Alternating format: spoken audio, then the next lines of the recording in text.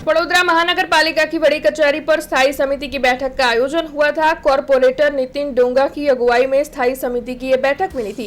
हालांकि आपको बता दें कि मांजलपुर विधानसभा बैठक के उपचुनाव की वजह से इस वक्त आदर्श आचार संहिता लागू है, जिसकी वजह से वडोदरा महानगर पालिका की स्थायी समिति की बैठक में किसी भी कार्य को मंजूरी नहीं दी जा सकती, जिसके मद्देनजर आज जो स्थायी समिति की बैठक मिली थी उस दौरान ऑडिट रिपोर्ट को संज्ञान में लिया गया था।